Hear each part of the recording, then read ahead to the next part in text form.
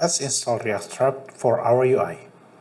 Just type "run install Reactstrap, React and React DOM," just like the instruction. After that, we need to install the dependencies, which is Bootstrap. Just like before, just type "run install Bootstrap," like in the instruction again. Now we need to add the Bootstrap CSS, go to index.js, and import here, right just before the index CSS. This is the base index CSS. Let's leave it for now. Go to our app.js, and let's remove the base component UI. Remove the logo, and just remove this all. And we will typing "hello world," just like that.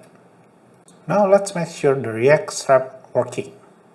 Just type input and import the Reactstrap.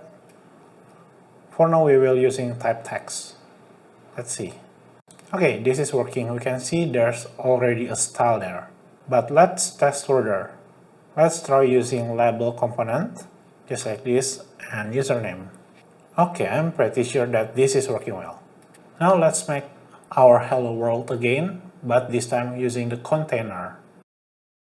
And this time we'll just typing hello instead of hello world.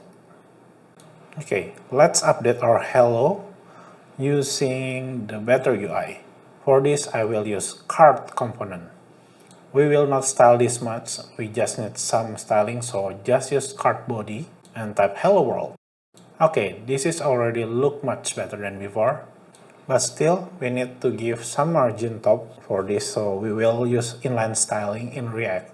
Just type style and then give the object with attribute margin top and 20 pixel, just like that. And let's make the hello world centered. So use text align and then center. That's it. This seems good, but we're using inline styling. Sometimes we want it to be inside the CSS file, so we can make it a class. Let's go to our index.css and create a class here. We will choose generic name like center, text align and center, just like before, but in CSS format. And here we can just change the style object into class name and center, like that.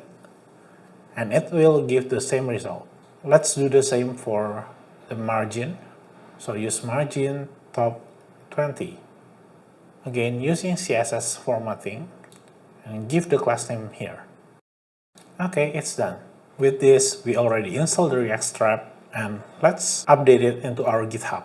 Just use git status to check the file changes and git add all, and make sure the file is right, and git commit using your message. This time I just say install Reactstrap.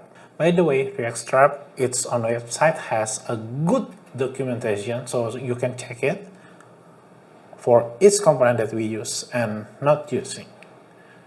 There's also an example right here and the code, so you will be using it very easy. See, so many examples you can use. In this project, we just use CardBody instead of card title and anything else. Really, because we just need a styling that make it so simple. That's it. You can also see the container that we used before.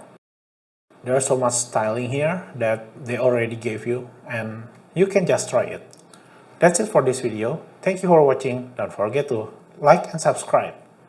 See you in the next video.